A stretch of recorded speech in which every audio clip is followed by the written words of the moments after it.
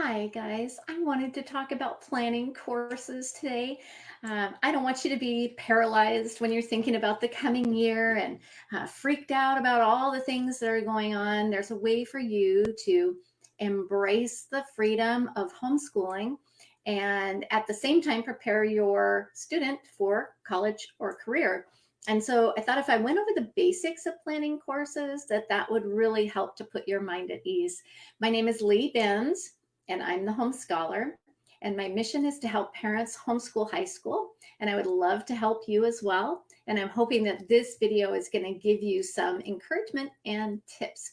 The first thing I wanted you to understand about planning courses is that everybody makes mistakes.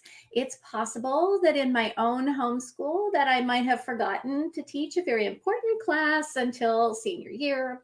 And so I don't want you to feel like if you identified that there was a problem, that you were the only one, okay? Because I've done that myself. And I'll tell you what saved me is what I'm going to encourage you to do.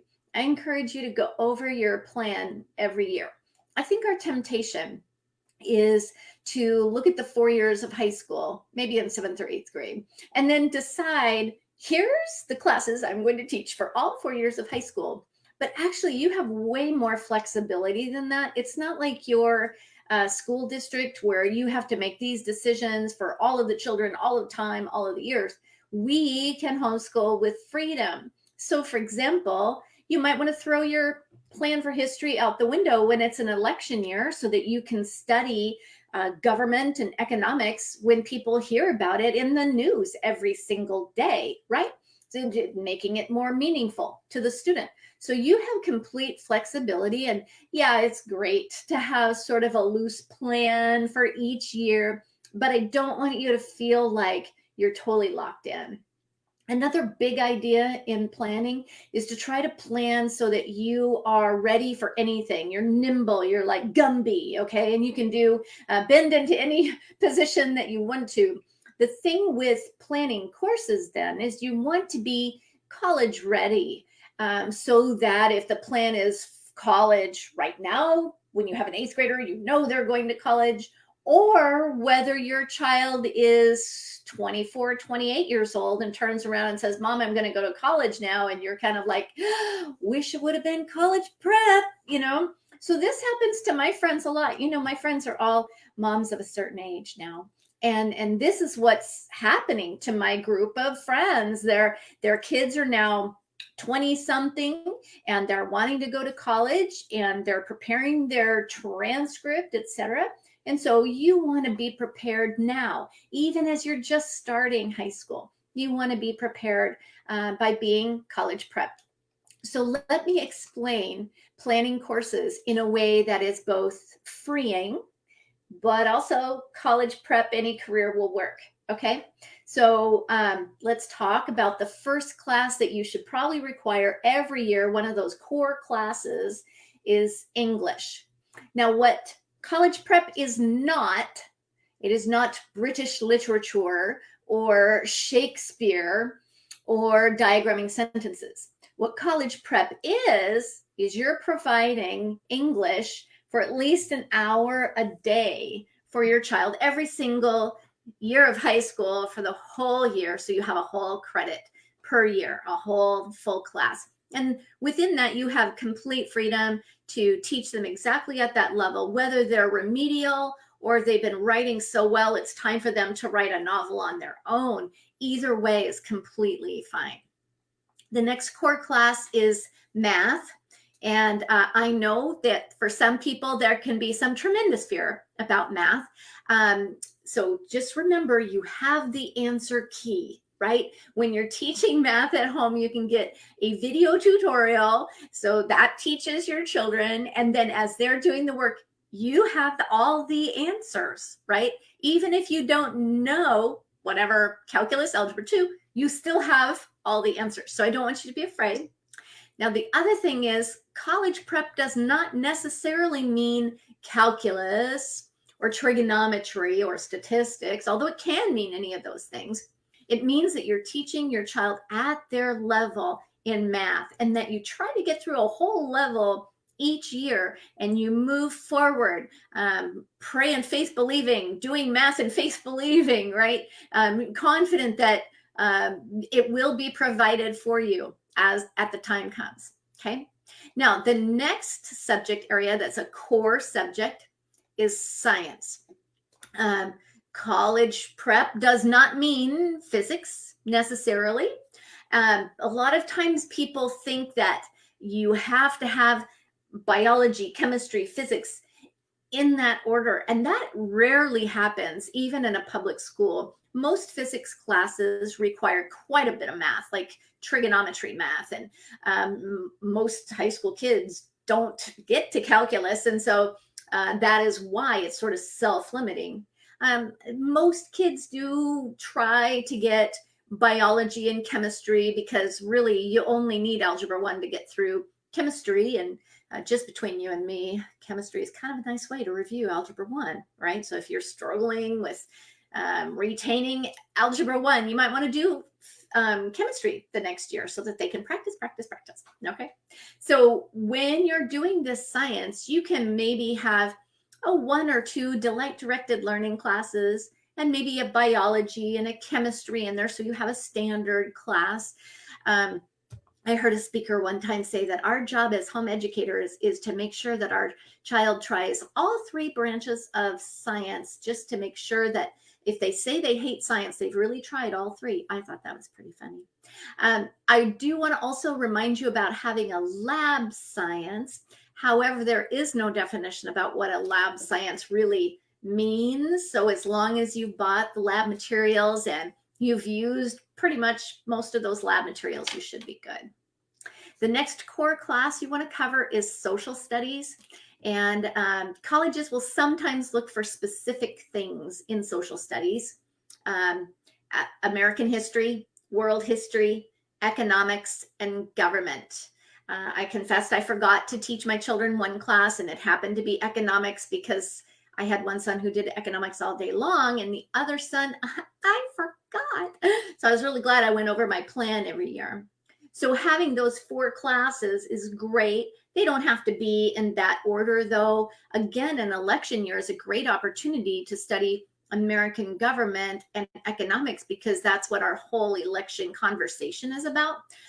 But you can do them in any order that you want to. Now, when you're planning courses, though, you need to go beyond the core, all right? Just beyond those things you have to do every year. And think about things like foreign language or world languages, as it's sometimes called. You have a lot of flexibility there as well. If your child has an inkling to teach something, you can find a curriculum for almost anything. And if your family speaks a different language at home sometimes, you can use that as your world language as well. Colleges now will generally accept Latin, biblical Greek, biblical Hebrew. They will sometimes accept American Sign Language, not the other forms of sign language, but American Sign Language. And of course, all the modern spoken languages, Spanish, Latin, Spanish, German, French, that sort of thing. So some colleges want 2 years and some want 4. So what I usually suggest is that as you're starting high school, you start with foreign language. And then if you cannot cope anymore, say senior year, you drop it. Okay, that's how you cover that 2 to 4 years. Another class that you don't need to cover every single year is PE. So if your child loves physical activity, you could have 1 PE credit every year. But if you have a couch potato and getting them out the door is a struggle, maybe you just have 2 credits of PE. And just a word to the wise, PE actually stands for physical education, not physical exercise. So if you want to teach your child about health or nutrition, they can do that for their PE class rather than, I don't know, running a marathon or something. Okay. The other class that's beyond the core is fine art. Now, fine art is hard for me to talk about because there are people that love it and have a ton, and people that hate it and don't have any at all, and they're really struggling. So I'm not sure which one you are. I will say that To be college ready, you want to have at least one credit, one class of fine art, and it can be music, art, theater, dance, or a combination of music, art, theater, dance. Okay.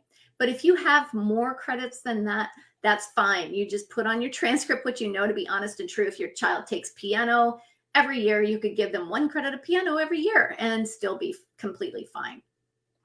Now let's talk about electives. All right. There's 3 different kinds of electives that you absolutely have to have, right? But it's not going to stress you out, I promise. The first kind is any elective that is required by your state homeschool law. Okay. Washington State, for example, requires us to teach something called occupational education. So you wait till your student gets a job and then you call that occupational education, right? So there's ways for you to cover whatever is required by your state law, whether that is technology or health or whatever that can be your elective. The second kind of electives are the ones that the parent requires. So you as the parent might require home economics or auto mechanics or logic or Bible. And all of those could be the classes that you require. Now, the one thing you need to be careful about there is that you can't really teach your personal lifetime of knowledge into your child's one high school career. Okay, so don't try to teach them everything that you know. Try to be balanced, have a normal workload each year. Don't overdo it, but definitely plan for those electives that you feel are absolutely critical for adults to have. And then the third kind of elective are the ones that the child does for fun. Okay, whatever your child does for fun, it might be considered an elective. So if they're doing crochet or viola, or they dance all the time, or they code computers, all of those things might be their electives. Okay, so it is whatever the child does for fun. And the benefit of that is that it's less work for the child because they feel like they're just having fun, doing the things they enjoy.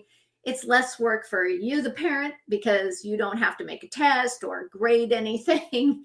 And colleges actually really love it. And for careers, it can be things that you're putting on the activity list or the resume that your child has because they've done some real things that are really meaningful to them. So that's all the different kinds of classes that you want to be considering. Remember to modify your plan each year as you think about it. Try to start strong if you can. Occasionally you'll see a student that develops some senioritis. And at that point, the parent always wishes they would have started strong 9th grade.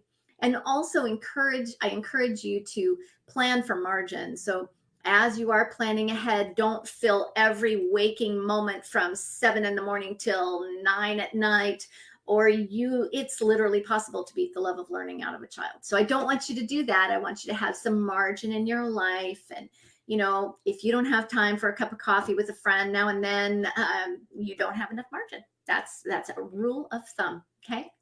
Well, I hope that has been encouraging to you as you're planning your high school courses, and I'm looking forward to helping you in your high school career. Have a great day.